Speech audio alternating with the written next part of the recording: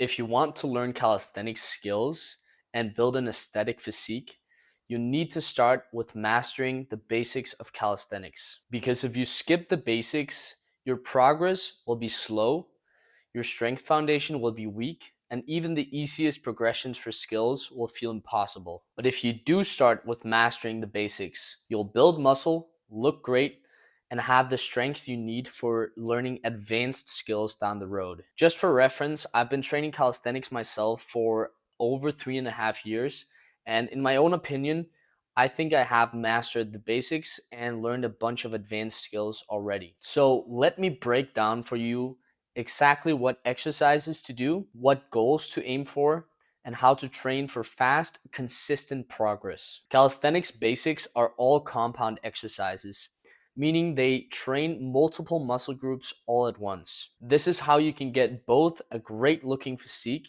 and the raw strength needed to learn advanced skills down the road like front lever, muscle up, handstand push-ups, and planche. The two most important exercises for you to focus on as a beginner are pull-ups and dips. These will be your main exercises for training your push and pull muscles, and they'll build the foundation for everything else along the road. For pull-ups, your target should at the minimum be to be able to do 10 clean reps with no struggle anytime, anywhere. But ideally, you should reach for 15 clean reps without struggling too much. For dips, your target should be 20 to 25 reps with full range of motion. Once you hit these targets, you can then start adding weight if you want to and do weighted calisthenics. Weighted pull-ups and weighted dips are optional, but they do build an even better strength foundation that will make skills just a bit easier in the future. Now, to complement your pull-ups and dips and to make sure you have a well-rounded physique and avoid injuries,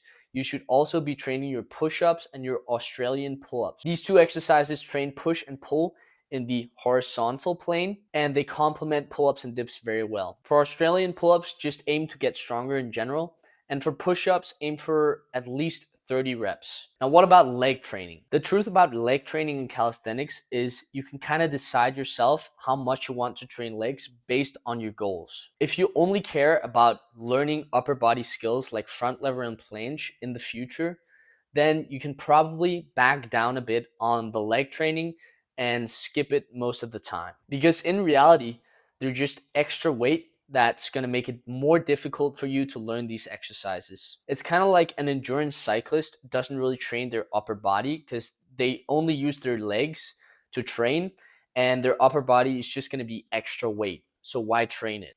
But in my opinion, just skipping legs completely is just going to make your physique look a bit weird and undesirable. So what I would recommend is to just train them lightly so you get proportional legs, but not train them too much so you get huge legs that are going to make it impossible for you to learn front lever and planche and other isometric exercises in the future. Now, how do you get stronger on these basic exercises? It's called progressive overload.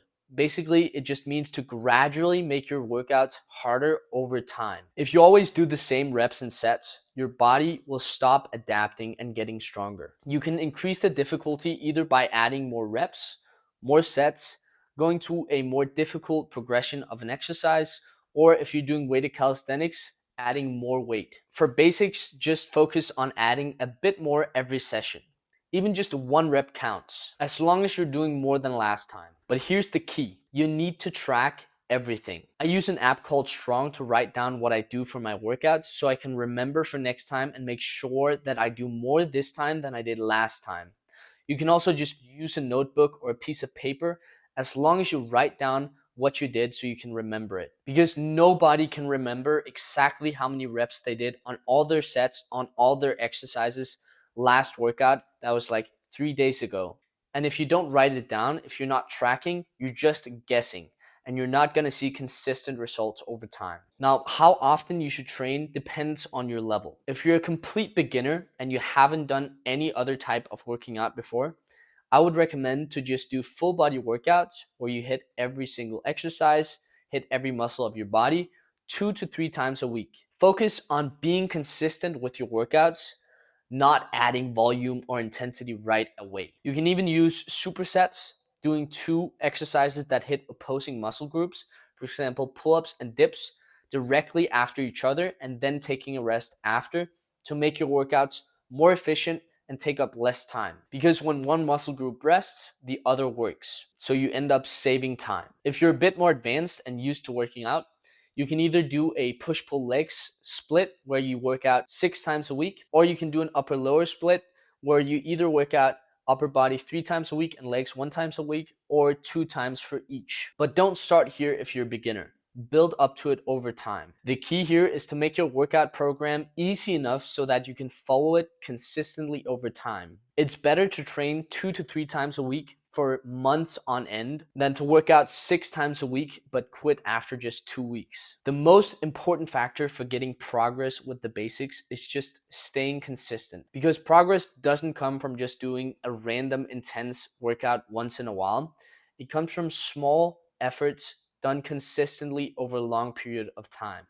So make your routine sustainable first, and then start increasing the difficulty as your strength and habit grows. Once you start building a decent base of strength, you also want to start training some basic skills that are gonna lay the foundation for everything else in calisthenics. I would start by focusing on learning how to do the handstand and the L-sit.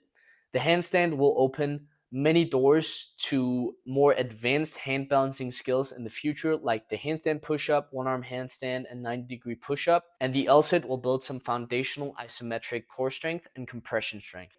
Training these two skills will help you transition more smoothly into training more advanced skills when you get ready for that in the future. So to sum everything up, master the basics, track everything you do, and stay consistent with it. Do that, and you'll not only build an amazing physique, you'll also set yourself up for success with learning skills in the future. If you found this video helpful, drop a like, and if you want to see more content like this, subscribe to my channel.